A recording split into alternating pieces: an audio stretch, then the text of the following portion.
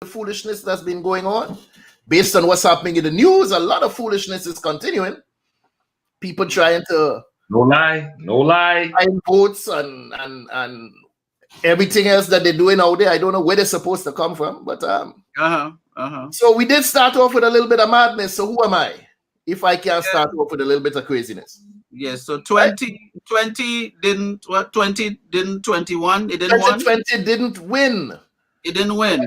Yeah. So every time I say 2021, I'm feeling like 2021. You know, like it won. No, it didn't win the battle. I won. I came out of this shining. All right, brethren. All right. Came out of it shining. So once again, good evening, one and all. Yeah. Miss Forrester, talk to us. Introduce yourself.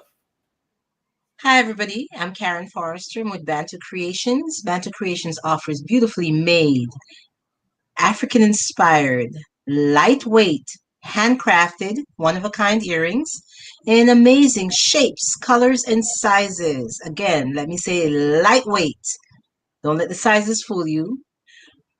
I can be found on IG and Facebook as Bantu Creations. Back to you, Mr. Henry.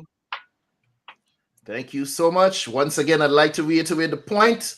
The holidays may be over, but the shopping season is not over. When you think about running out there and supporting the ones with the big names, paying 3 times the price so you can walk on their special nice carpet and come out with a bag and tell everybody I shopped at such and such store. Remember to support your own.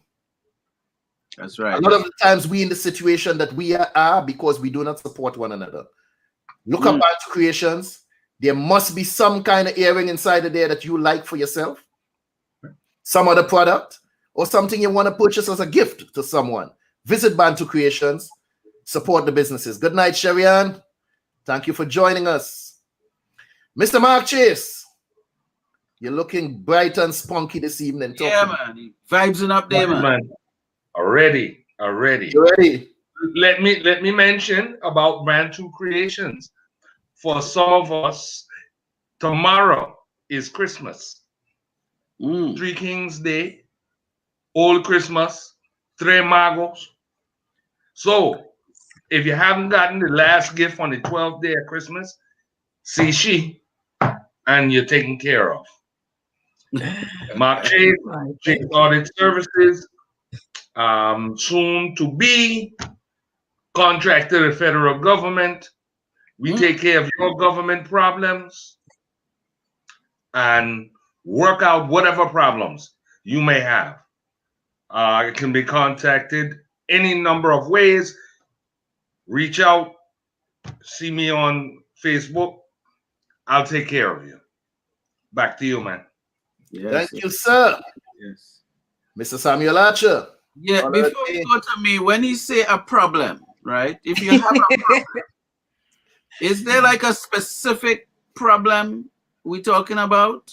Like, you know, could it be financial a problem or? But no, I can't help you, man. You're on your own. No personal problem. I can't help you. I can refer you to someone. There are people who help, but I'm not the one. You're not the one. No medical problem. No medical problems. I can't help you. I can't help you with your problem. So what problems are you talking about? Tax problem? Could be a tax problem. Could be an audit problem with taxes, or your corporation has some slight misappropriation, as we may say. Import and export problems. Number of different problems I can help you with. Notice my smile. I hear you, my brother. So I am Sam Archer, the one and only. The other Sam Archers are imitation. When they made me, they broke the mold. Right? These guys need to go change their names. They're messing up my stuff on the internet.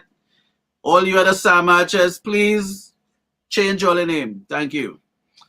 I hail from musilog.com, online publication. And I also want to mention that our sister publication, Music Love Woman, is in full swing. They've been putting up some really interesting articles. So all the ladies go over there and subscribe. So I was told that people are going to have something to drink here tonight. Before we do that, let me put up this thing real quick before I forget. All right. That's the book situation there. All right, great. And so, yes, back to this other thing we were talking about. Because tonight is episode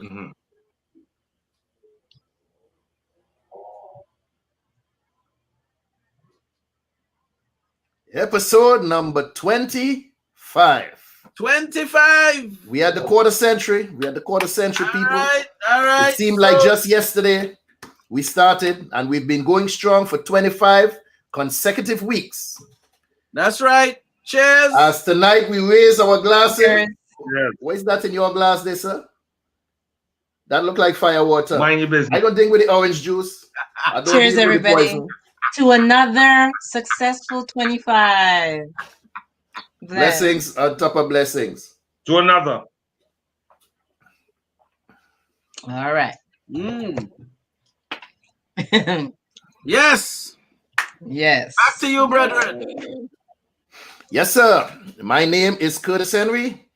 I am the president of Excel Media Enterprise.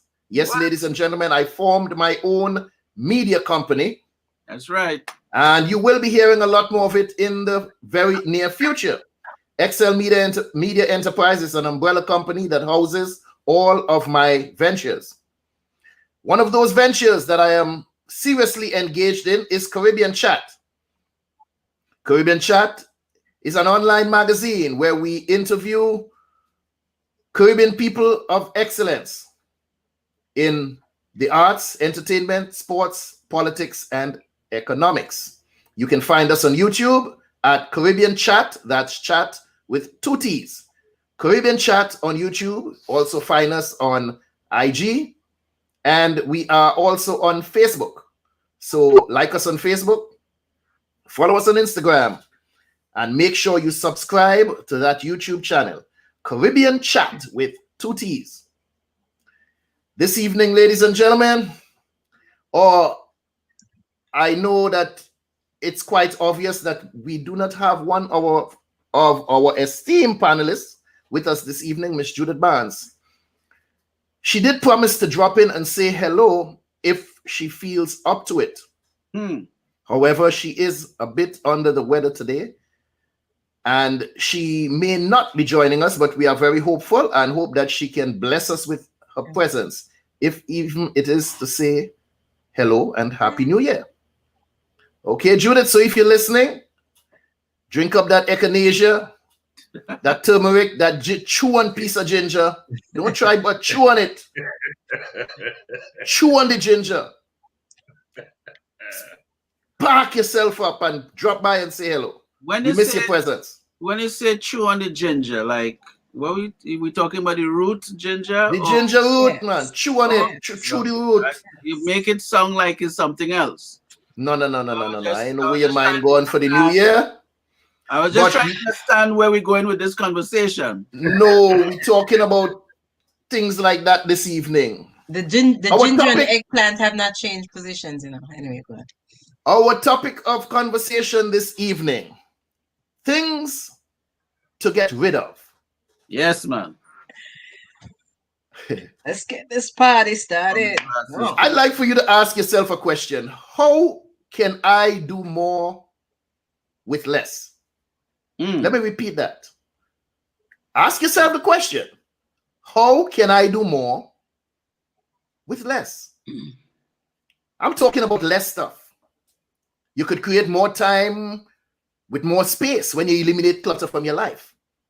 When you can easily maneuver through your living space. When you clean out your closet and you don't have so many clothes to choose from, stuff that you don't even wear. You save time. Eliminating clutter from your life. I'm talking about less less weight. You could increase your energy, such as improving your blood pressure, your blood cholesterol, and blood sugars.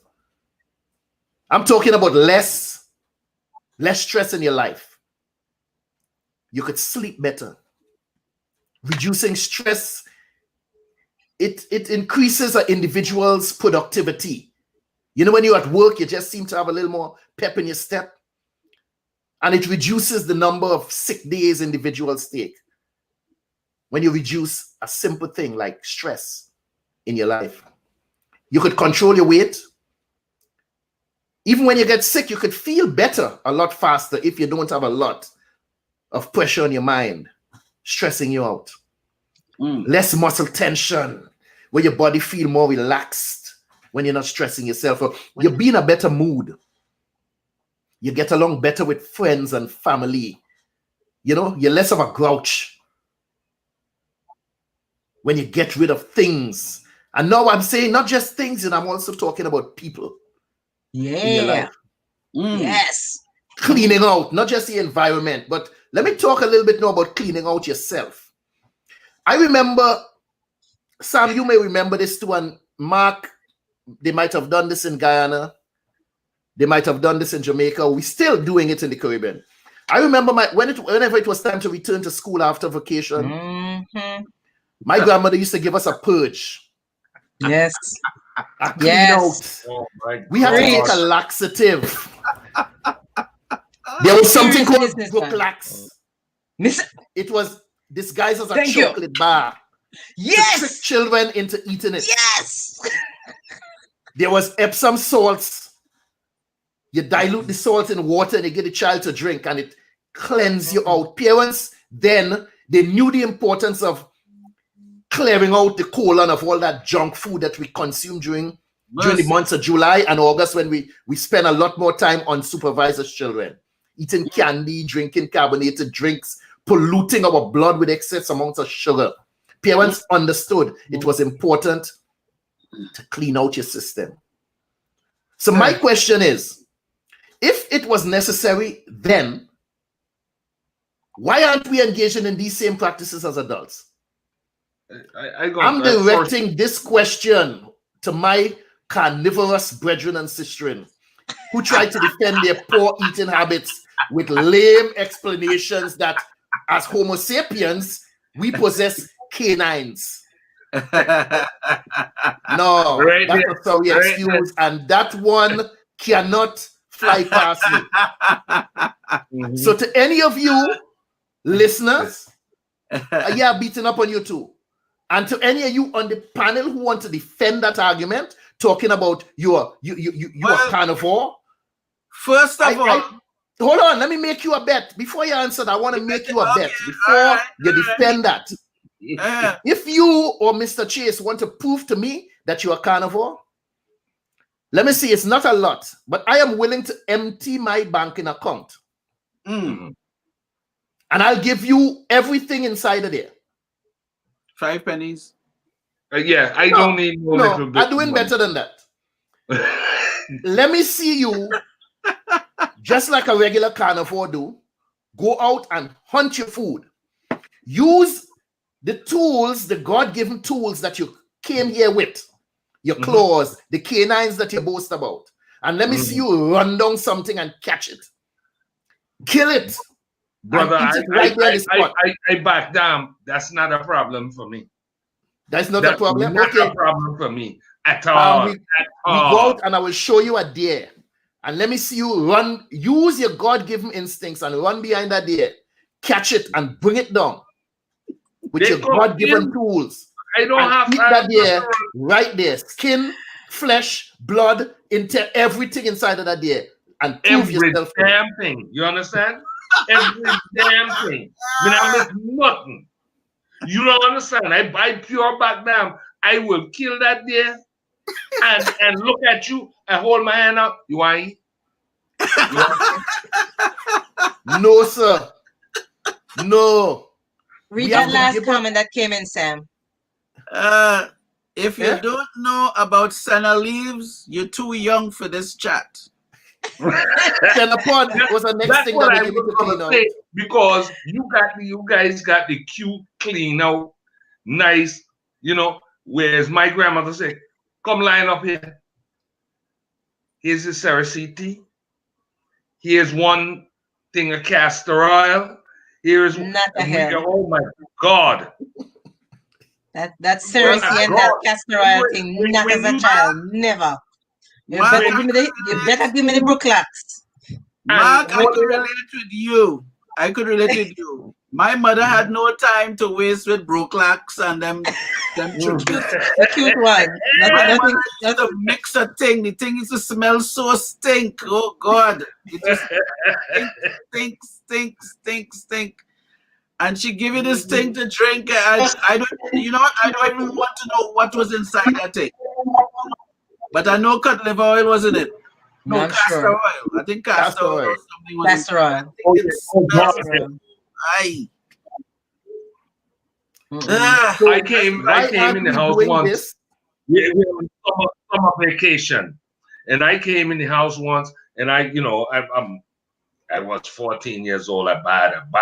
I run in, and I see there's a jug of water in the refrigerator, and I don't even take a glass. I just turn it up to my face, and I get 3 swallows down, and I realize it's Epsom salt.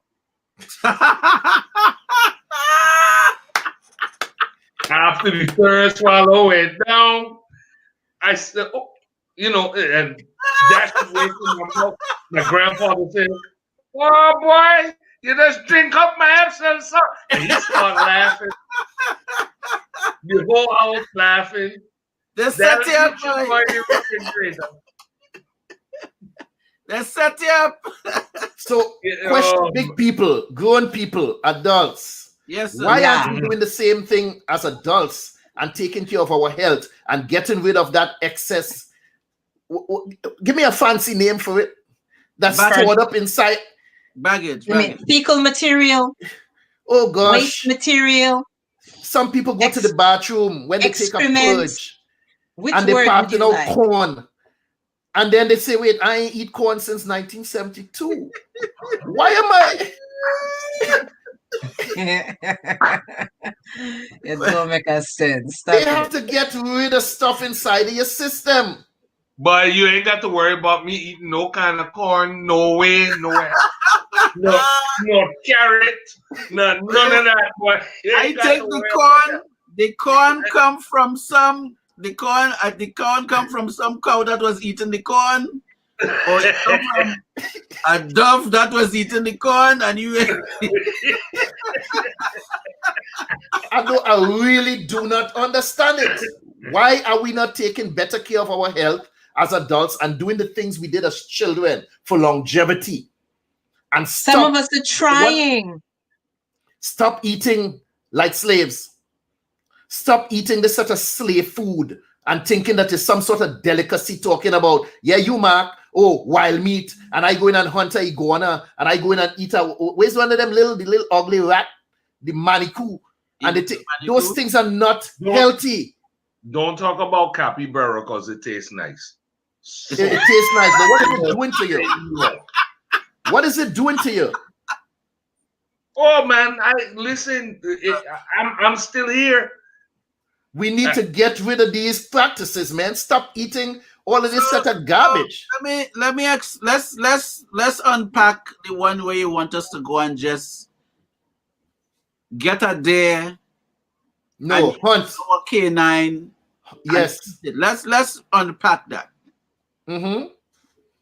As humans, we deal with a kitchen, we deal with fire, pot and spoon and thing. So we cook our food. You know why? Vegetables or rice, or you know why? Or your roots, or your plantain. You know why? Your plantain, and you know why? Why? What? You know why? Why you want? What? Why we have to cook that meat? Our system cannot digest it. Why we cut it? So what? You just eat a plantain raw, or you just eat a green banana raw? We get in the habit of eating plantain, even ripe plantain, by cooking it. We get in the habit of doing that. what you're trying to say? We're not supposed to have a kitchen?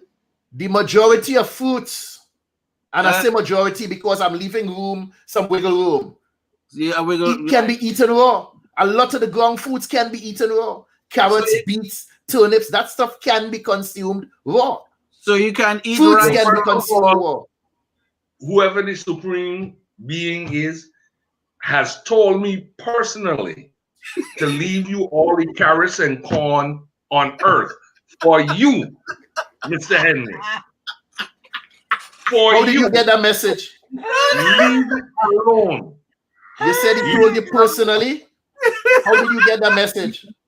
Okay. I got the number. I'll give it to you after the show. I'm telling you. He told me to leave that to you. My daughter calls me the flicker. If you put any of that nonsense in my food, I go get a spoon and I flick it out. Because I ain't eating it. I telling you that.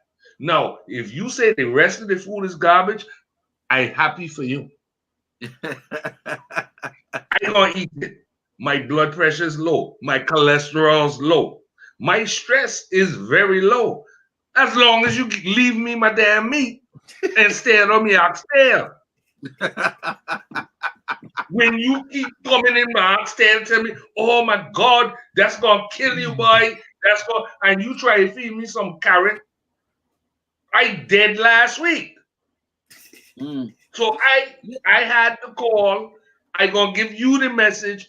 All of the corn and carrot is for you. In fact, I got excuses, bro. Right now. Excuses. I had a reunion with some friends of mine from school, and this is not a hit on anyone in particular, but there was a time when folks, especially my folks who are, I have a SDA background or Seventh-day Adventist background. So during the 80s, we increased the use of soya bean products, where they had those like soy meat. Go ahead. And so what I've been suggesting is, you had to like really low, if you're gonna eat that, like that's once in a while, those types of chunky, the granules, high sodium and soy chunks and them kind of thing. And I'm like, if you're going to go vegetarian, just cook your rice, your peas, your greens. You don't need anything fake in it. If you're going to go fake, you might as well just go real, because the fake is just to give you a simulation that, well, yeah, this is a kind of veggie chunks that look like beef and smell like beef and taste like beef. No, thank you. I don't want it. You don't taste like beef. Don't try that. I don't know. I don't eat this stuff. But when we were talking, because we all some of us we knew each other from since primary school, elementary school. We're talking ABC, Standard 1, and we knew folks from Form 1 and so on in high school, and some of our teachers pass on, and some of the elders they pass on that we thought might have been still around because they had adopted this soybean products, so it was just something that was really interesting, that it was like a little shocker. I mean, like, yeah, this thing came out at that time, and people gravitated to it, and some of these products were in a perishable state, like dry foods, and then some of it would be in cans, and we lost a couple of people that adopted that type of putting that in the diet, trying to replace the meat, because that soy product is that's so if you're on the soy vibe, especially men, it's not good for men in particular. So what I subscribe to, it's hard to get away from the soy and a lot of the stuff out there, but I come to a point where it's really, really reduced, and and I don't partake at all. If it's in something I eat, it's like far and few in between. We're talking months, you know. So a lot of my stuff, that I consume is very, very you know, without soy in it. So in that case, that is one of the things I got rid of was soy, you know. Soy products. Yes, soy Good products. evening, Rachel. Thank you for joining us. Good evening. Good I evening. see you. Are you his attorney? Yes, that's my. Did you come in there to back up his argument, or you have some counter argument for what I said?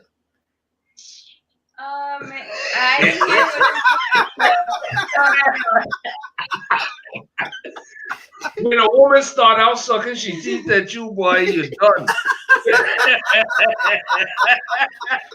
Or did you come to volunteer to do the hunt? He asked me if I had to go out and kill my own food and eat it. And he doesn't know me well. With his God-given tools. No. He can hunt. He can fish. He can scale the fish. He can cook the fish, and it can taste good. So okay, I know you're defending Daddy, but you didn't hear the early part of the argument. If he wants to prove that he's a carnivore, or you prove that you're a carnivore, go out and hunt a deer, bring it down with your God-given speed, everything that you came here with, your nails, your canines, your strength. Bring down that deer, bite it on the jugular vein, and bring it down. Rip it out and eat it. Skin, everything inside.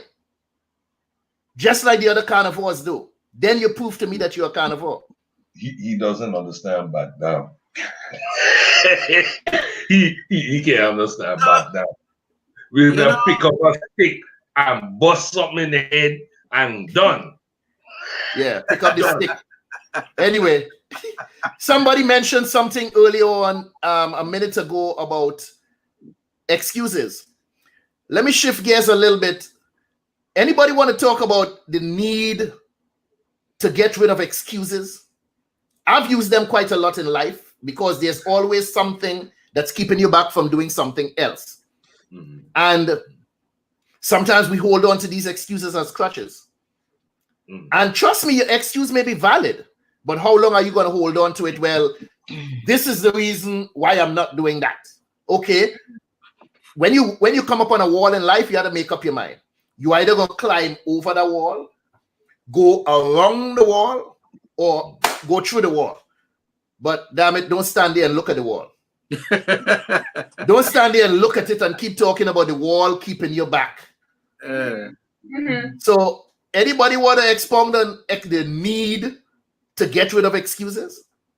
I probably should. I've come up with my fair share of, probably more than my fair share of excuses, and allowed them to hold me back a little bit too long, and been coming to terms with the like you said, sometimes they're valid, sometimes they are accurate, that it is a wall there. That's not something that you're imagining. It's not a pillow. It is a brick wall. However, the need to work through it is still there. It's when I was trying to get into school, get into college. My wall was very real. I had quite a few different issues, not only applying, just a lot, getting different funds, getting everything together, and my wall was very real. But ultimately, the biggest thing was getting into college, so I knew I had to work through it. There was no way I was going to allow that wall to stop me from pursuing my venture. So Karin? Excuses? I don't usually use too many excuses. I may hesitate a bit because I doubt whether I'm making the right move. But once I make a decision, I usually go straight for it without further delay. I don't make too many excuses. Is that the truth of the year? Is that the truth of the year? How many people here? Let me tell you something. This woman used something. She said, when she asked me something, she said, please and thank you. Please and thank you. Now in Guyana, that would get your teeth bust out your mouth. This is what you mean, please and thank you. You say please. You're asking. Times have some issues. Thank you. It should She's be affirming. done. You're mad. She's affirming. She's affirming. Please get this done. Get it done in the time that I need it to, and thank you in advance. Appreciate it. Yeah. No, if you say thank you in advance. Well, that's what I mean. Thank you. Please get this done. I need you to get this done, and thank you in advance. What do you ask that? Please and thank you. Just saving time. Saving, please and thank you. Yeah, I know. You saving you time, you giving me hell. You're mad. For 2021, we're talking about things to get rid of. Mm-hmm. Doubts about doors that I've closed. I've had a few doubts about 2 or 3 things that I've closed out of my life, and I've like, okay, time to get rid of that. Time to get rid of the doubts that was the right decision. Just 2 or 3 things, not many things. So that's one thing that I look forward to moving on. Clearing out, getting rid of doubts. Getting rid of some doubts, yeah. Some doubts. Doubting yourself. Yeah. No, doubting whether the action was correct or was I a bit premature. Yeah. Okay. Getting rid of that. Let me talk a little bit about people. Let me talk a little bit about people who attempt to put you on a guilt trip. Oh, like hell employers. No. Employers who try to make employees feel guilty for leaving work on time or refusing to work overtime. I often say that overtime is like a bribe. A bribe for you to put your own dreams on hold and work on your employer dreams. Work on your employer's dreams. Right. So he said, well, I'll give you a little something extra if you stay back. The commitment is to work 8 hours a day. That's what it's supposed to be. But he tell you, work 10. And I'm going to give you a little half of what you make. I'm going to add that onto your salary if you stay and just finish this little thing for me. And in the meantime, you start to count in your head, okay, this. Oh, I'm making, oh, gosh. Forgetting Uncle Sam coming for your taxes. And you're thinking you're making this whole set of money. You put your own dreams on hold to work on his dream. And Uncle Sam getting his cut. And Uncle Sam get the biggest piece of the pizza. He get the biggest piece of the pie. Yeah. We need to stop feeling guilty about walking out of a job on time. You're supposed to work from 8 to 4:30. When 4:30 come, go home. Why do you feel guilty about leaving work on time? Because the boss watching you figure, I got to do a little more. No, your agreement is from 8 to 4:30. 4:30, come pack your things and leave. Sometimes you may have to be a little bit political. How so? No. Oh. Depends. No. Explain yourself for me, please. No. Yeah. Well, you are building relationships in a sense. Mm-hmm. We have a contract. Yes, there is a contract, but if some employers, if they need you once in a while and do the extra thing, well, however they work it out. It depends on how they treat me. If you're willing to, do a little. If they treat me well, I'm willing. If they don't treat me well, I'm out. It sort of helps you down the road a little bit. Please and thank you. Because now they may be able to count on you. Maybe you're countable on situations that's not necessarily written in the script, but it's beneficial to the company on a whole that you can actually come and give them a little extra something. If they treat me well, I treat them well. Now, some employers, they act as if it's an entitlement. Yes. And if you or they try to make it mandatory as if somehow laws don't protect you. Yeah, because now, for example, right? We're all at some point worked on a dream. Like there was something that we needed assistance with, so we spoke to some friends, and maybe some friends referred some people who specialize in certain things, and maybe you didn't have the budget as the dreamer to put everything in place. So if you had people within the equation that was willing to just go that extra mile with you. In a way, it's a political move. It's That's different. That's different. It's different. Yeah. No, but then, behind you, Daniel, is a keyboard, and I'm looking at it. That is a skill. Yes. Yes, that is a skill. Yes, behind everybody except me, each of us have intellectual property that we own, that companies want, but it belongs to us individually. And we have to recognize that. All right. We have something somebody wants. So why you can't do it for yourself? Why you have to look, the very idea of I'm going to work for somebody in this way, I know what I'm going to get every 2 weeks. It belongs to you. They don't own it. You do. They need it. That's right. They need it. If you're willing to go out and be a garbage man, what happens if you decide you're gonna grow grass instead? The garbage pile up so high and the place stink. They need it. They need it. And that, my hope is that we as a people begin to realize they need it. And we realize in ourselves, we own it.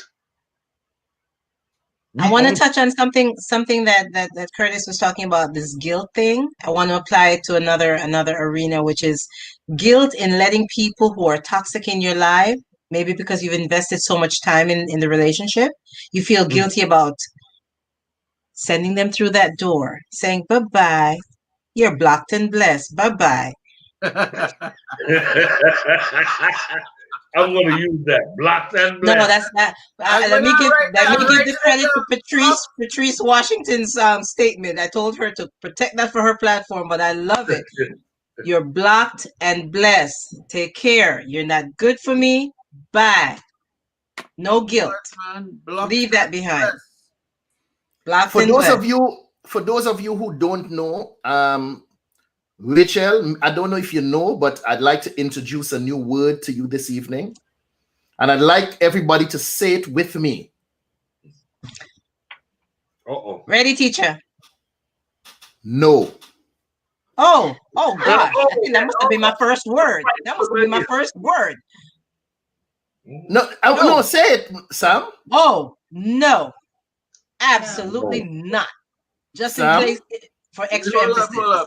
When I say no, am I saying no that I'm not saying that? No, say the word. Say the word. It might be a new word to you. I don't know. Say it. No. Because if you say to tell me, to ask me to say no, and I say no, I might be saying no. That's one that has a problem with the word no. I have no problem with the word no. But no, I have no I'm problem not with doing it. No, I am not going there. No, I don't agree with you. It's like asking me, do you want fried chicken right now? And I say no.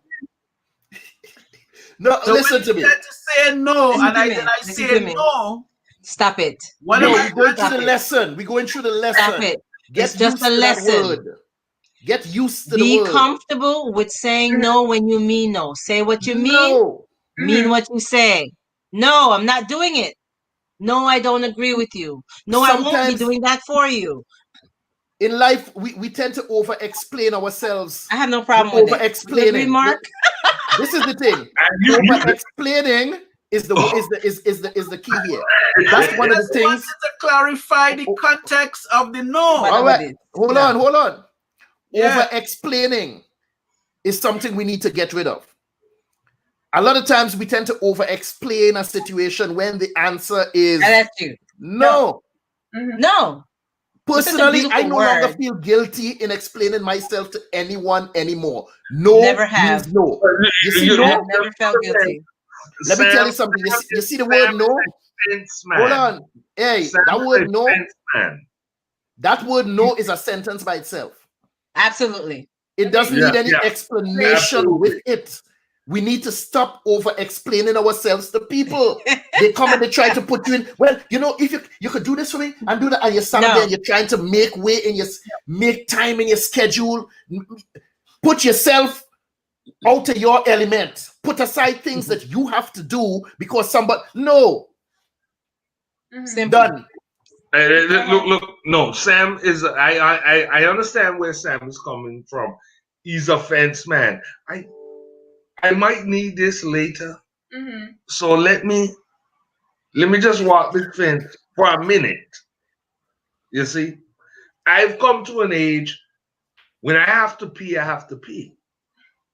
You know? And look, oh, Mark, I need you to do this. Look, I gotta pee. No. You know? That's my life is very simple right now. It's very simple right now.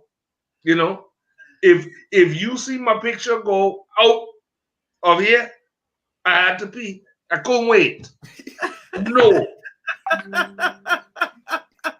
You understand? So it's as you're trying to say before that issue you had any issue with no? You didn't have any issue with the word no before that. So it's not has nothing to do with the having to urinate.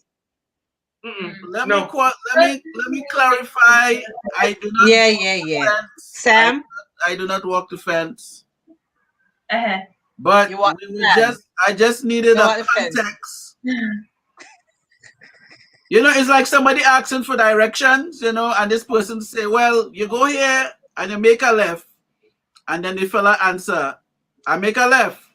Right. Okay, and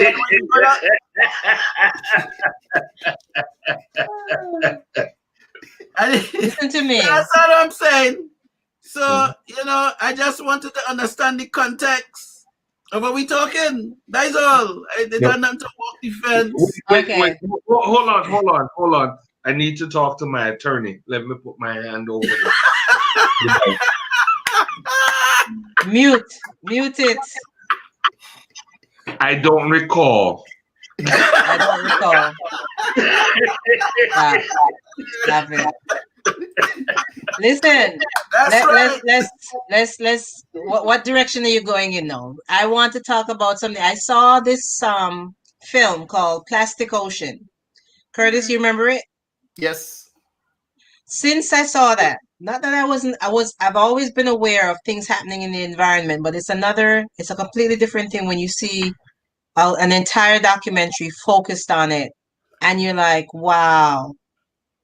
Plastic Ocean is about the different types of plastic that end up in the waterways, from small waterways to the ocean, of course, and how it impacts globally. I have made a decision that it's going to take a little time to enact it. I'm giving up plastics, which plastic bags, and I'm giving up plastic bottles. And I'm going to be using more organic cleaners. Certain things I'm still intent on disinfecting, but you can find organic disinfectants as well. So plastic and disinfectants, plastic bags and plastic bottles. I can give everything up. I'm moving on with that. I agree with you. You can't give up the bleach. Stop it. You're OCD. You can't give up the bleach. I know. Yeah. I've been trying. I'm gonna really work on that. Work on it. You've been on me, and we're killing the planet, man. We're killing the planet. Look, I'm my attorney, please. Sidebar. I have tried. I'm gonna give it my best shot starting this year. No, this is ridiculous what we're doing to the planet. Perfectly in agreement. I've always been in really- recycling, but it's not doing enough. I really have enough. tried to give up the bleach, but there's something about.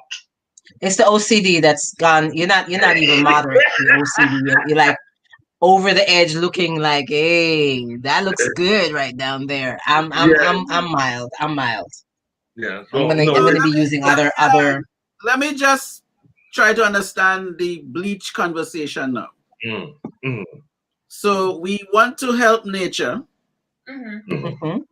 Less plastics. Right. Less meat. Yeah. You can't get these two to tell about yes. That no. The answer was no. You see how you try to slip that one in? No. Let's come down. They're awake. We're embracing Curtis's direction. We're embracing his direction. Yeah, No. But the bleach, right? Now, the objective of a bleach or a detergent or whatever it is, it's really to break down the tension in water. That's all you're doing. People think soap clean the clothes. No, bleach is a broad spectrum. The water, bactericidal. Hold on, the water cleaning the clothes, you know. So it's a diversion. It's a diversion. When you're using soap when you're bathing, again, you're breaking down the tension in the water. You're talking about bath soap as opposed to detergent. Water now can clean you. So, you know, it's like, think about it this way. You remember when the George Floyd thing was happening, the CNN crew got arrested. But what was the regular comment of everybody? Black Lives Matter. Why they arrest? You know, it's like, what did he do? He was reporting the news and thing and. So okay, so that's the soap you're putting in the water. But the question is, why would you arrest a news crew? You know, that's extremely philosophical and almost so abstract. Oh God!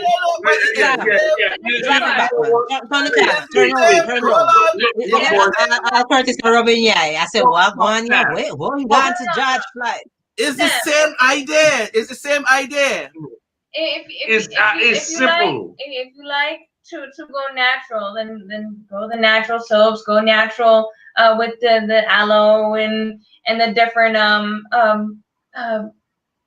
well, right. So the natural soap or the natural break down that you do, it's still gonna break the water down, but it's gonna break the water down in a natural way. You're not breaking. And look, man. If I go in my bathroom, yes, and it sir, don't smell like bleach, it ain't clean. That's it. that is mop the floor. If it don't smell like bleach, it's not clean. Now, Karin has told me, Mark, you do all kind of bad things. You smoke it, drink it, and you're breathing in all this bleach, and it's destroying your. And I said, okay, let me listen. So I've tried to cut back. I tried. She knew I had a white uniform. Hazmat suit. Uniform. It's Saturday. I clean in the house. Move the furniture. The bleach gone down. Are you a germophobic? He's OCD. My father specialized in infectious diseases. So yeah. I didn't ask you about your daddy, sir. You boast about your age. I didn't ask you about your daddy. I'm talking to you. Are you, Mr. Mark Chase, a germophobic? No, I'm not a germaphobe. I fear not germ. I just want things in a place and done properly. Okay, hold that point right there. What did we do before bleach came? What we was doing before that? we was dirty and we had infections and every kind of cut we got. Every kind of cut you got, before figuring out what soap was. Some people had that problem, but before we had bleach, you used to beat the clothes down to the river. You beat it on a rock. With lye. Yeah. Right. So you're beating it with lye. If they would let me use lye right now, the hell with the bleach. Wait, okay, now this is the other thing, right? Now this is old school. You remember a long time when people cooking, they're cooking outside, right? Yeah. And the pots used to have the after the fire burned the pot, it would have this soot that was hard to clean, right? You use stone. Stone and sand. Yeah, you use stone and sand. You didn't have Ajax. Hold on. Hey. You didn't have Ajax. You didn't have bleach. You didn't have none of that. Listen. What you used to use to clean it? What's your stuff? Water. Sam? Coconut Sam? husk. No. Susumba leaf and some ashes from the wood fire. You could use that Shine too. like a brand new dime. All right. My point is with the coconut husk, your action, the same way how you used to beat the clothes, that used to break the tension in the water. Again, the water is doing the cleaning. Not so you're breaking the tension of the water. As the chemist, if you're a chemist, Sir. if an insect go on water and you see them insects standing on the water, is the water tension that is standing on. Sam. You're breaking that down so the water can do its job. Mr. Archer. Let's get back to the topic. Things to get rid of 2021. We have spent 15 minutes on water tension and what is thing we're saying? Things to get rid of. Let's move on. Karin, Yes, sir. I had to salute you on the attempt or your contribution in terms of getting rid of the plastic. Hi, Fania.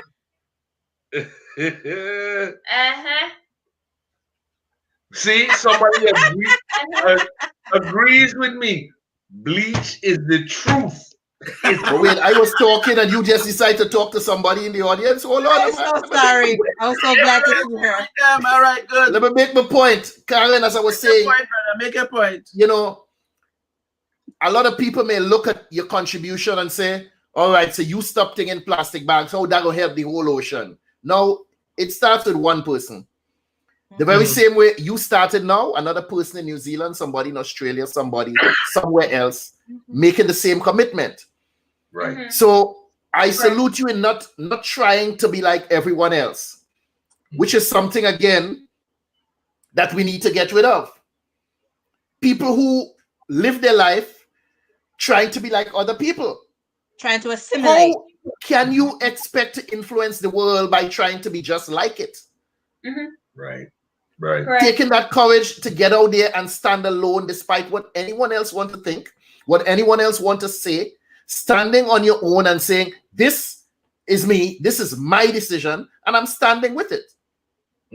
So one of the things we have to leave behind in 2020, one of the things we have to rid in our lives is this trying to be like everybody else. This need yes or yes? Yeah. So you're going against the grain.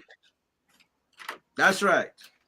Yeah. Don't be a sheeple. A sheeple. Right. So, let me ask you something, father and daughter here. Applying into your life here a little bit now. Do you, as a father, Mark, think that the contribution you get is reciprocal in terms, one-sided relationships? Do you get as much as you give? And I'm not talking the stuff that you're supposed to do as a father. That's expected. What you're supposed to give as a father, provide shelter, provide food, provide whatever for your child.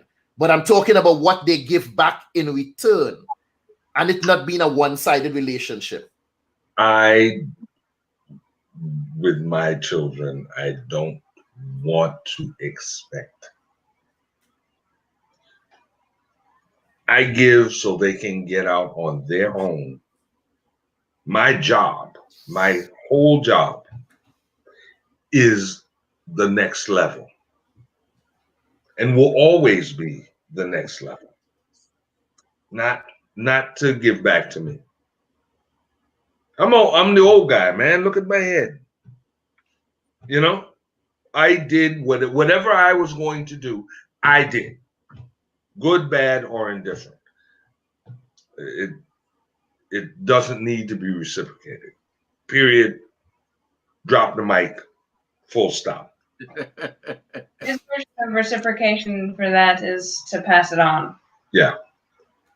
It's now their job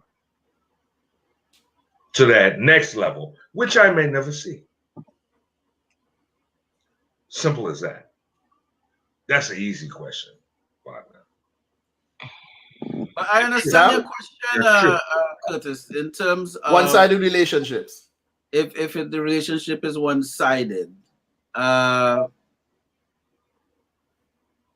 in many aspects, it could be not the explanation that Mark would give, because then you're talking of that's a little different in terms of a parent and child, because then once you have a child, you're responsible. There's responsibilities. They have a right, and then when they get older, you become their responsibility, and then you have rights, right? So we are talking about that. That's a different kind of thing.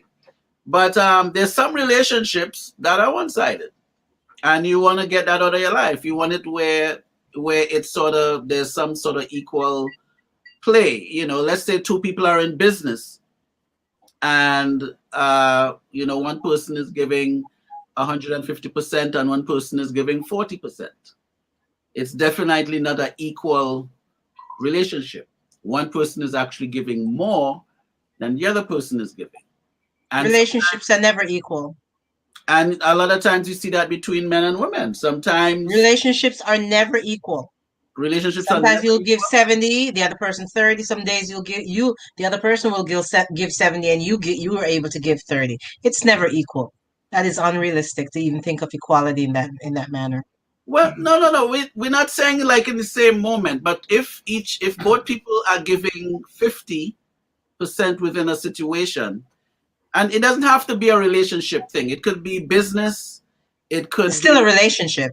And that's still a relationship, whether it's business or acquaintanceship, friendship. But you know what I mean? I meant relationship between two people, other than business. I just but I was just using business as something on a corporate level or something on a different level, where you have people, input is where you're building, you're trying to build something.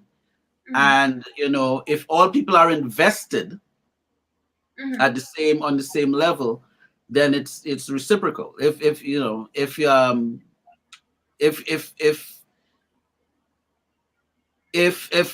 have 10 people giving 10%, it might work, but you might need 8 people out of the 10 to give 60%, right? It's unequal, but I'm gonna stop you here. Yeah, stop me. My mother used to say, "You have to help people in the way they need help." Okay, and what she meant by that was, that's my phone ringing.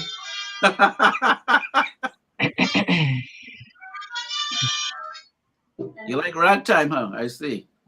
No, that's that. Anyway,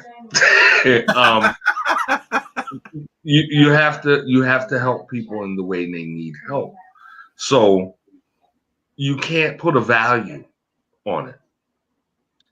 If someone tries to give you a new car, brand new, but all you need is a ride to the store, is that 100% or is it 30? Or is it 20? What exactly is it? So if you're trying to put a value on what somebody lends to your life, you're off to begin with. No, but I think value, you could always add value. You may not be able to add a price, but value, He's you could talking about always add the value. That numbers. He's looking at numbers. The way I was thinking of it was there's a difference between investment in the relationship itself and investment in the moment, because you may in a moment, like you said, not need a full investment in you may not need a full car, you may not need you just need a ride, but you're invested in the relationship in and of itself, and if you're both equally invested in that relationship, then it is a prosperous relationship. If you're not equally invested in the relationship, then it is going to fail.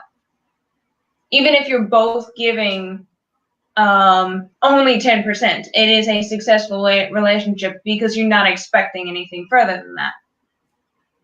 Versus if one person's investing in a relationship saves 60% and the other person's investing 2%, and then they clearly have the other person clearly has no inclination to promote that relationship to a healthy or thriving position. Point right there. Yes, I mean that's it right there. That's it right there.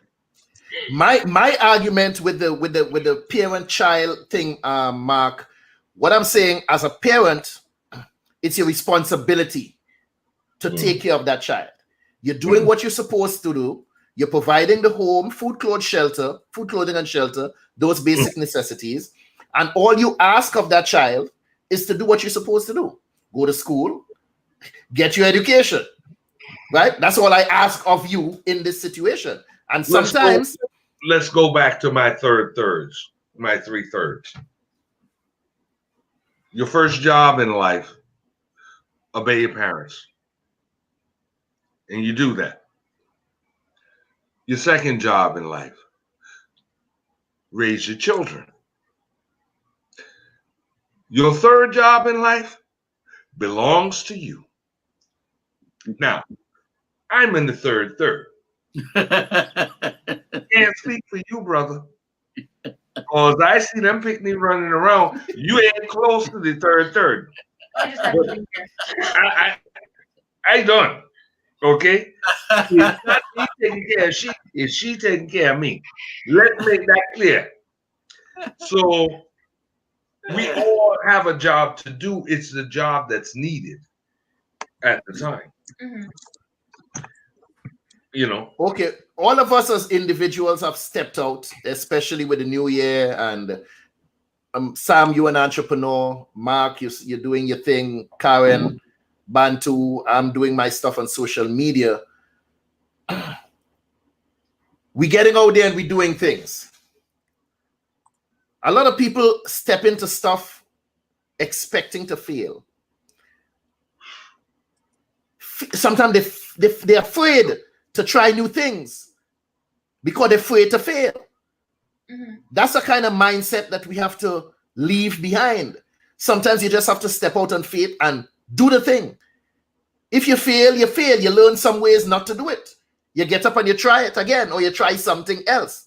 But some people remain paralyzed with fear, not getting up and trying new ventures, not trying new things in life. They take the same road to work every day, the same. All of a sudden, one day it's a traffic jam and they don't know where to go. Venture out, trying new things. Stop being paralyzed. This is one of the things we have to get rid of, because sometimes it's not just a physical paralysis. It's a mental paralysis because you don't think outside the box. Because if I try that, I might fail. No, if I try that, this might happen and that might. What if you try something and it works? Possibility thinking.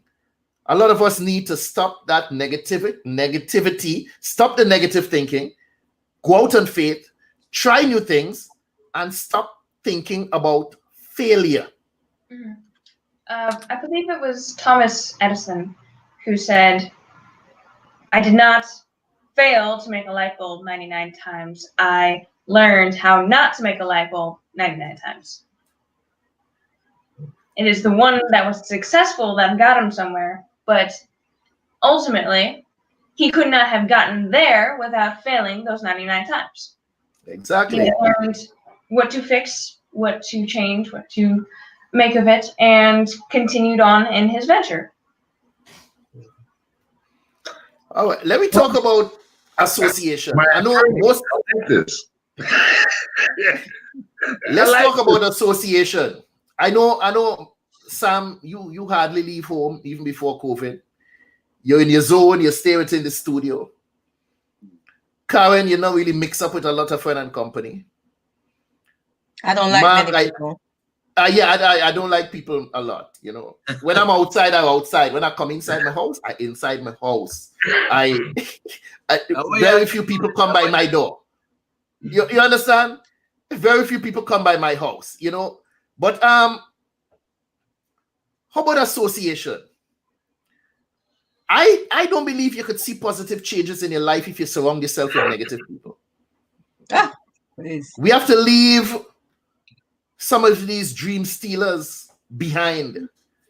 We have to get rid of them out of your life. Get rid of them. You know, you ever have somebody around you, you could look through the window. Two of you are looking through the window, but you're seeing totally different things. That could happen with anybody. Mm-hmm.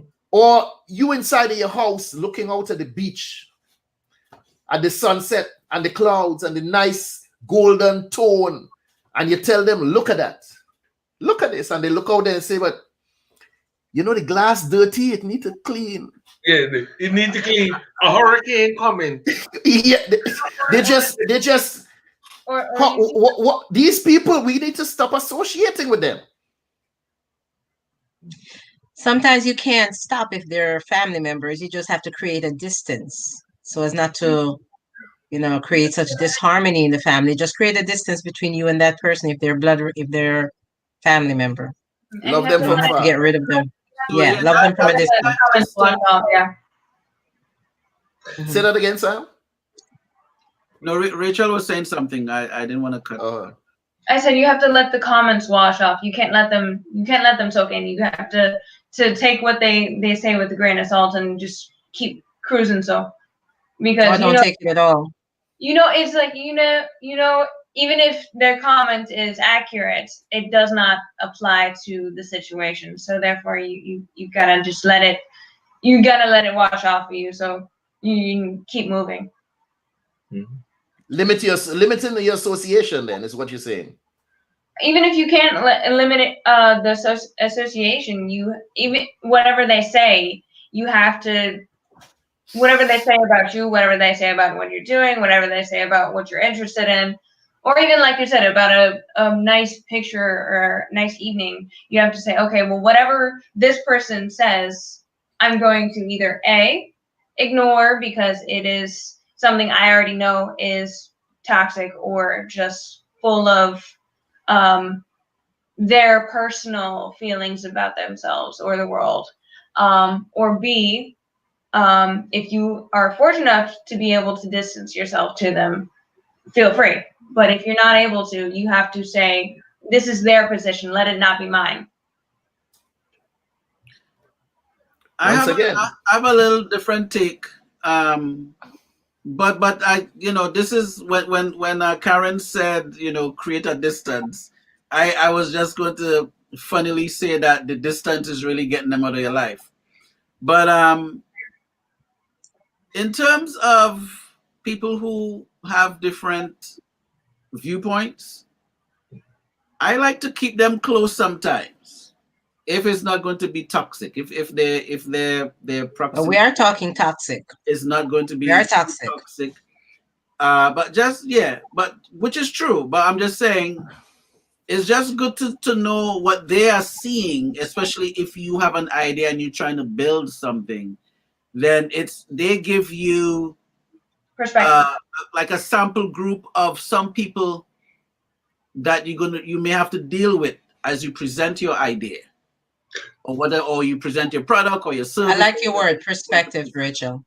They give you perspective, but not everybody is giving you anything constructive. There are some people who give you nothing constructive. If it's constructive, listen to it, assess it, decide what you want to take from it. But some come with pure crap. Yeah. It's Bye. pure. Bye. She's been listening to me all her life, and one of the don't throw the baby out with the bathwater. You know, and I've been telling her that, you know, well, the bathwater dirty, but the baby clean. But when the baby and the bathwater dirty, what you gonna do? Dash them both ways. You know, dump the water out, put clean water in, wash the baby again. If it's still dirty, that baby grown, make it go. You know, she's been hearing that all of her life, so she's easy with people. People are going to toxicity exists in every relationship you're gonna have. The question is it toxic to you? And I will tell you, Karen, you are good at picking it out. You got like a straight razor for cutting. Bye. Cut it out. That was my next Bye. point. Let's talk about vibration. Vibes, as we say on the street. Something a lot of us ignore. What was the term, Karin? What the guy says? Negro spider senses. Oh, my Negro spider senses are tingling.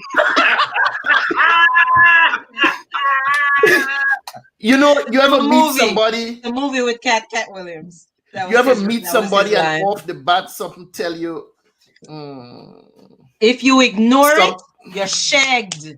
If you ignore it, you're right about that person, but somehow pay we don't attention listen. to your instincts. Pay attention.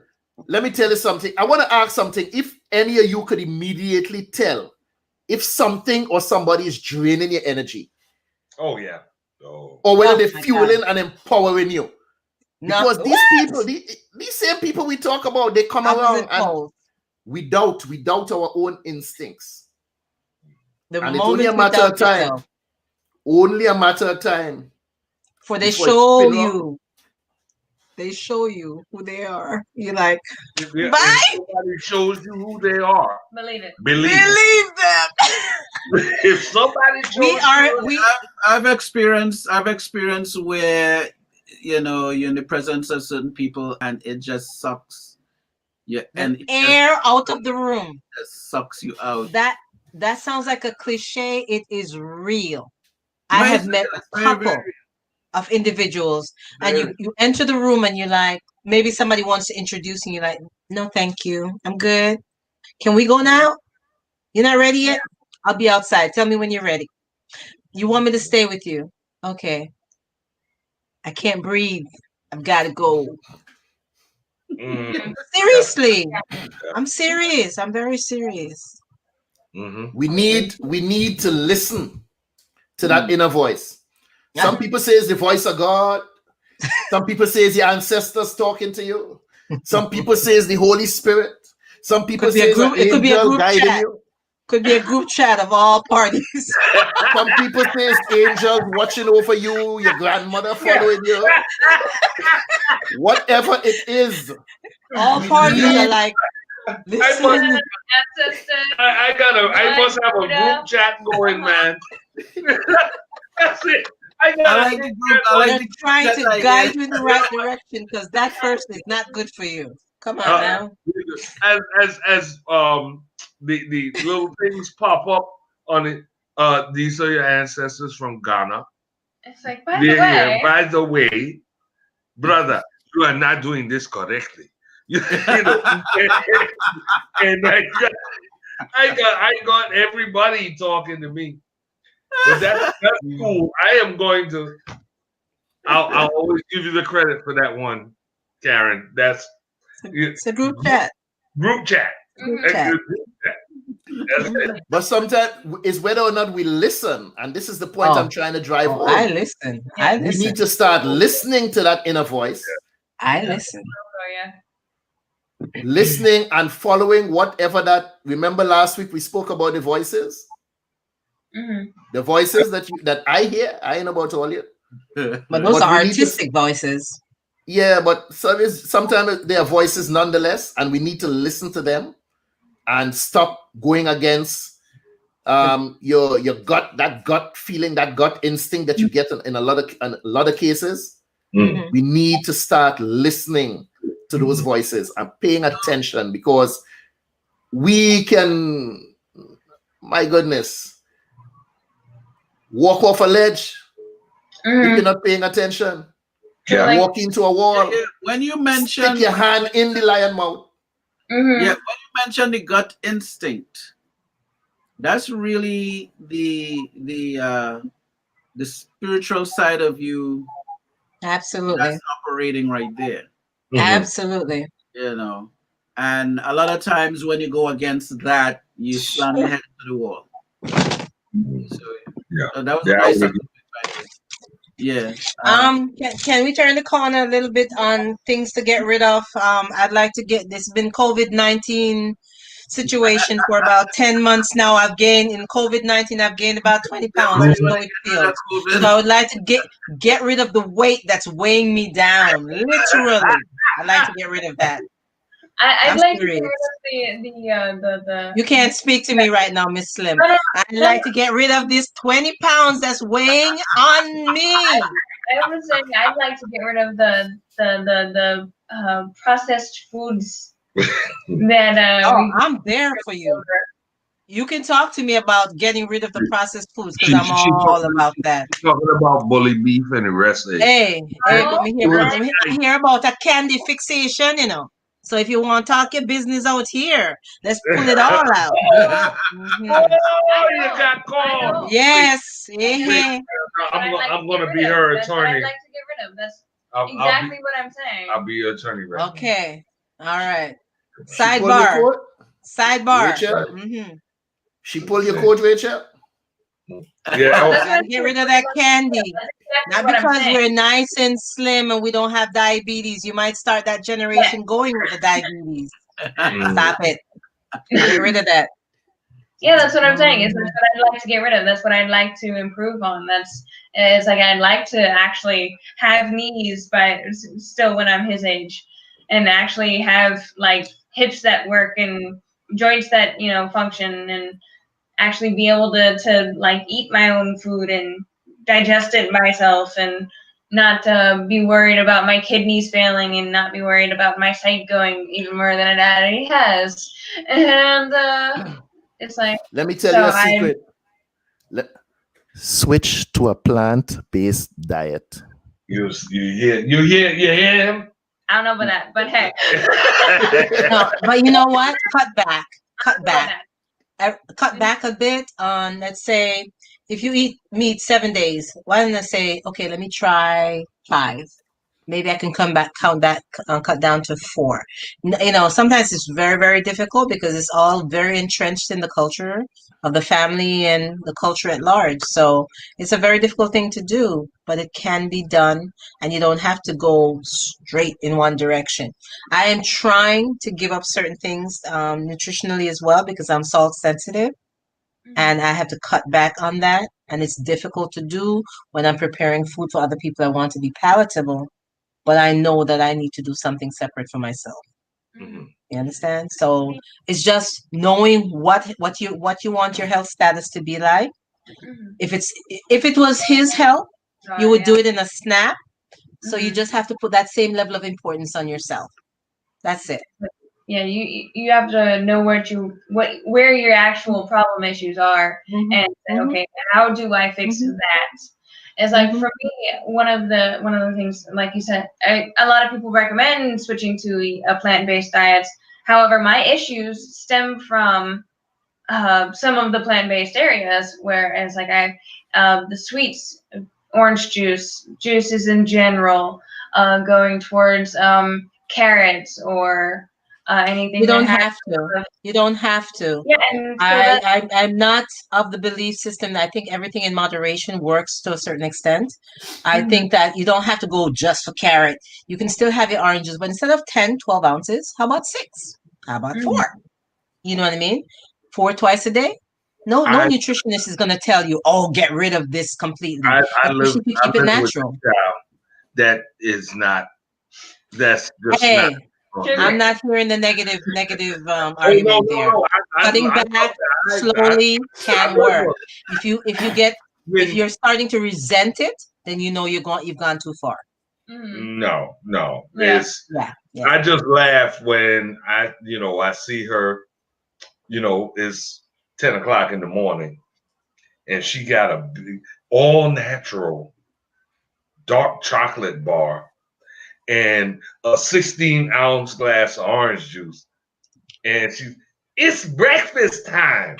Let me tell you something. Diabetes is no joke. It is no joke. And diabetes leads to systemic failure. Yes. And very quickly, depends on how out of control you are with your sugars. I know. Yeah, I know. The same way you try to cut back if he was in danger, focus on yourself. Yeah. In the same manner. That's why I start off on you with the food, and she come back and she lash you with the food again. I tell you I was coming after you this evening. It's not a lash. It's not a lash. I tell you I was coming after you this evening. I not being lashed because I had my blood pressure low, my cholesterol low. For now. Yeah, true. And I had 2 peas with Don't make me dry out. Don't make me dry out. Don't make me dry out. Once again, slave food. Stop eating like a slave. It was nice. I wasn't eating like a slave. It was nice. It was nice. You see, I was going like this. I said, "My God, that's nice." And you know I love to cook. However, if I try to cook that right now for anyone, I did that about 22 years ago. The last time I cooked that, I couldn't. Once I cut it down and trim that down, my body said, "That's it. That's it." Once my body says that's it, I didn't eat it, but that was it for me to prepare it. That was it. I'm not cooking that ever again. You know, people, we forget one important thing. It just come to mind. Oh gosh, drama. Oh, the people that bring drama to your life. Oh yeah. Yeah, the people that just steal your peace of mind. The one who always seem to have some type of drama going on every time you see them, every time you talk to them. Is somebody do them something? Oh God, my dog dead. Oh, my cat take up in the tree and it won't come down. This thing happened over here. Something happened on the news. This going on in my life. And oh gosh, and my boyfriend this. Oh God, my girlfriend this. And my boss don't like my head at all. Yeah. Yeah. We have to cut back on the amount of time we give and don't internalize, to people like that. And don't internalize. Because when you do, now don't turn around and complain. I don't want to hear one complaint from anybody talking about what somebody is, because you have control over that. You're not a tree. You're not planted in that spot, so when they come and talk, you have no choice but to stand there. You know what? It's Karin, you hear you know what I do, right? Yeah, hello. No. Don't come to me with that foolishness. Listen, man, listen. I need my $50. I don't want to hear no more excuses. Yo, give me, I gotta go. Gotta go. Watch the phone. Nobody on there. I'm an actor. I will make up a story quick, because I don't want to hear you. Yeah. Blame Daddy. I gotta go. I'm sorry, Daddy's calling. I'm sorry. I am her permanent excuse for life. My daddy's calling me. I don't have time for you. I don't have time for you. Oh, you have no idea how many times I've used that. I'm sorry, Daddy's calling. I gotta go. I gotta go now. I'm not kidding. No. Look at, and no more time. I'm sorry. I gotta go. You let me home like an hour ago. I gotta go. It works.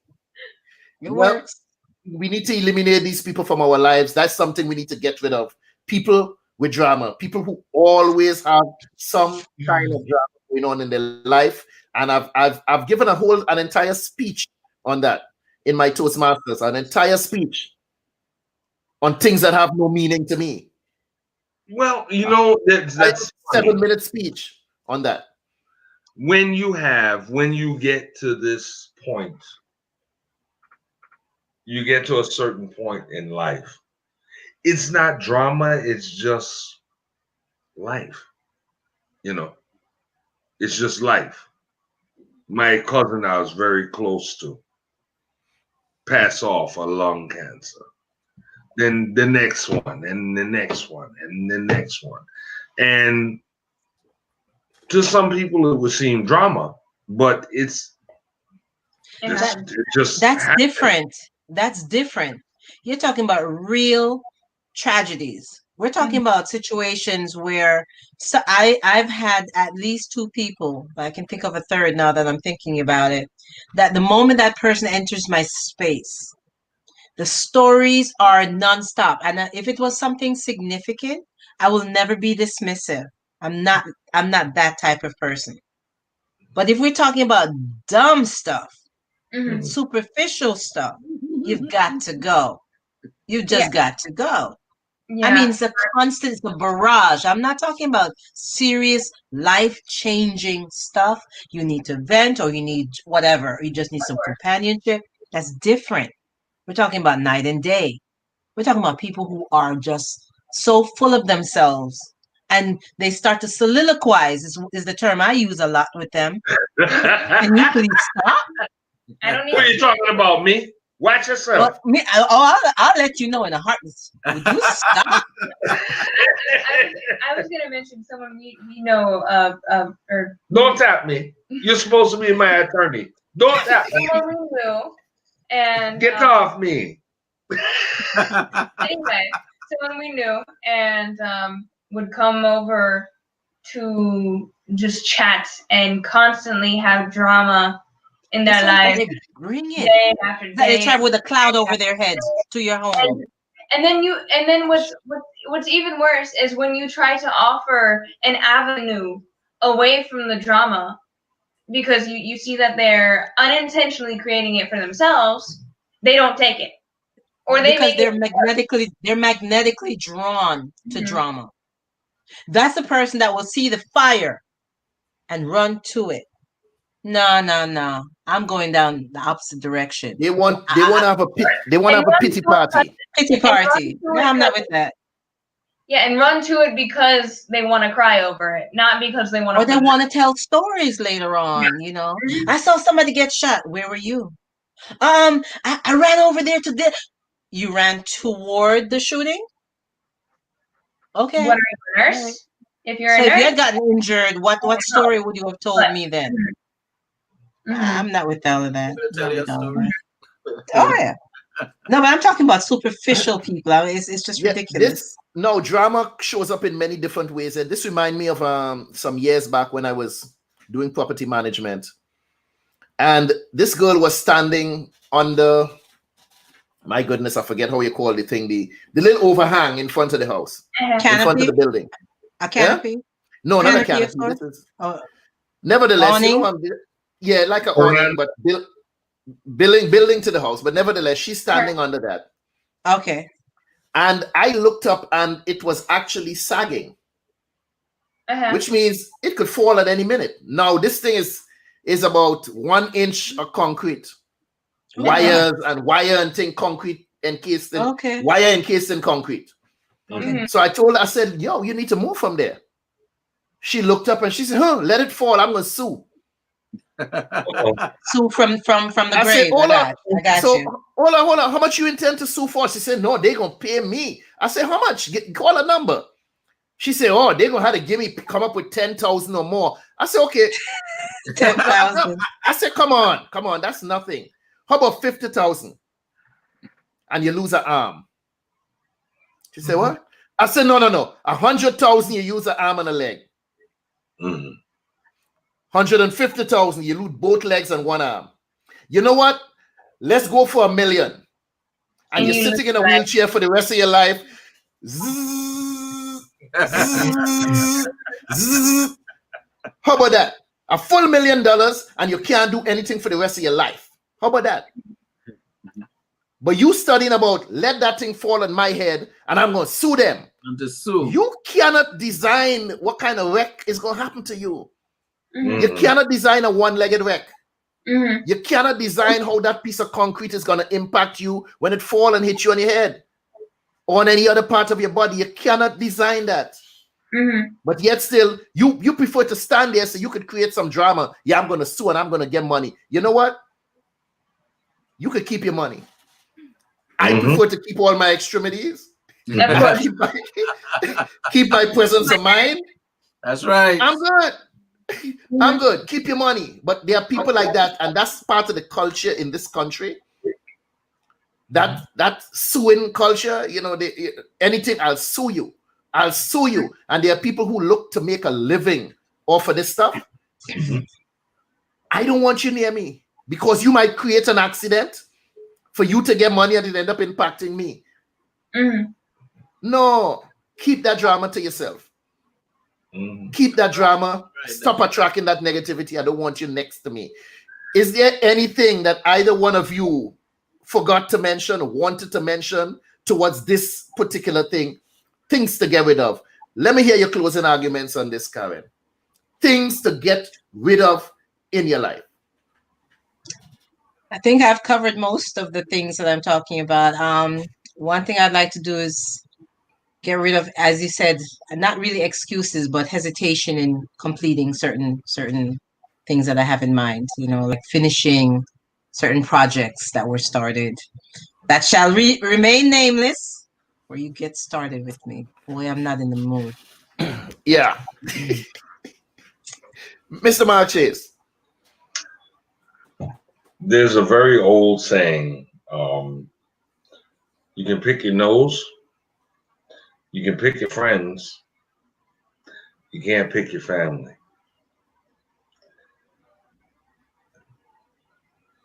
Sometimes the people that are closest to you are extremely toxic. Yes, sir. And Yes, you sir. cannot be afraid Hmm. to not only accept it, but cut it out like a tumor. Be real and have them be real.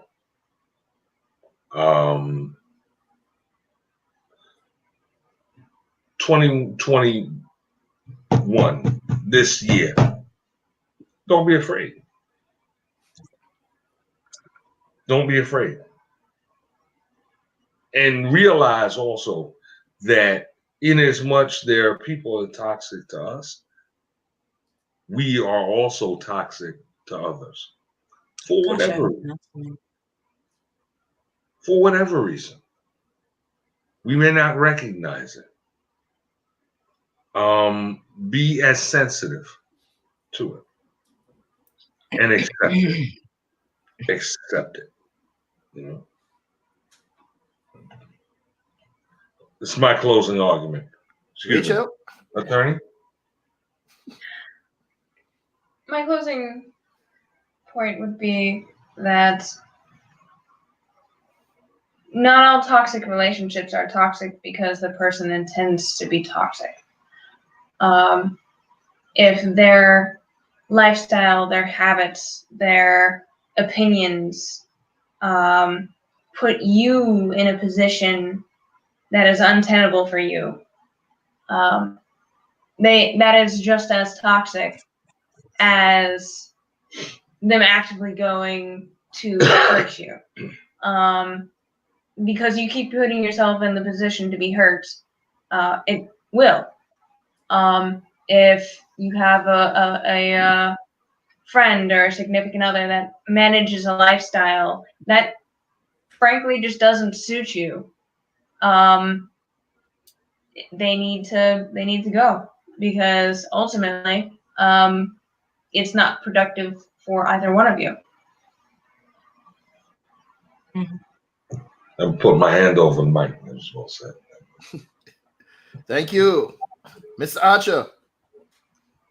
Yes, sir. If there is no purpose for the pain, let it go. I have Well, 3 main points. just took me to church. Yeah, man. That's the whole idea. I'm the well. Tell it from Hallelujah. Mm. Yeah, so I had 3 points, and we sort of went through them. What I had was to get rid of self-sabotage, and that was related to when Curtis spoke about being afraid of failure. So it was sort of parallel there. Of self-sabotage, and me being in the music entertainment business, we have a lot of aspiring artists. They will work hard, they'll get their stuff together, and when they get to the door of opportunity, they just self-sabotage themselves, or they start getting afraid of going through the door and see what happens. They negatively sabotage themselves mentally and don't take that chance and go through and see what will happen. They start thinking of all the things that will go wrong. Well, it might go right. The other one I had was to get rid of unnecessary people in your life. And I like the movie with Will Smith where he plays John Hancock. And it so turned out that, the person that he was connected to, they have to stay really far away from each other. yeah. Yes. You know what I mean? Mhm. So that was my second thing. And then C is the extra baggage. And that was in relation to Erykah Badu's Bag Lady song. Mm-hmm. Where you just have all these things going on, and really and truly, I like to just think of it really simple. What if I die today? Is this stuff really important? And I just start shaving things off, and maybe people could use that as their thing. But again, if there's no purpose for the pain. That's the way. Yeah. Ooh. Got to go. Yeah, but gotta go, man. Roll it out. Lawyer. You can't say that on air. Dash it with. Yes, you can.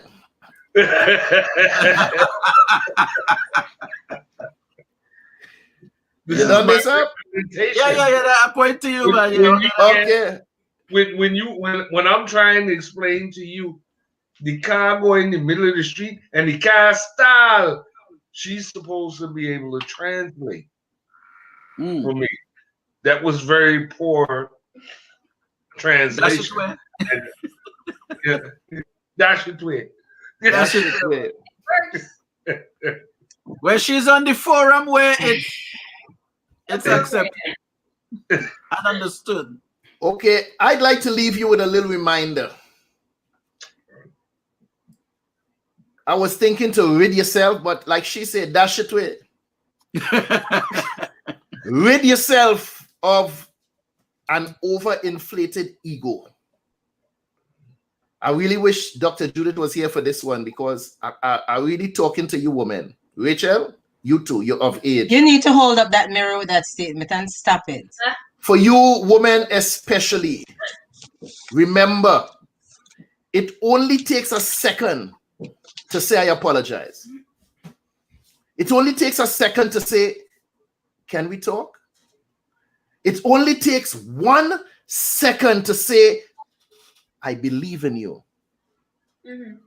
It only takes 1 second to stop talking and listen. It only takes 1 second to say, you know what? You're right. Stop allowing your foolish pride and your ego to hold you hostage and robbing you from true happiness. Ask yourself, Do I want to be right or do I want to be happy? Learn to humble yourself. Learn humility. Cut out the aggressiveness. Cut out the aggressiveness in life. Leave that stuff behind. Look at the good that it's doing you. And if it's not doing you any good, get rid of it. Leave it behind. Humble yourself. I sincerely hope that all the tears that you cried in 2020 water the seeds that you plant in 2021. Yeah. Thank you all for joining us. Bless. Peace.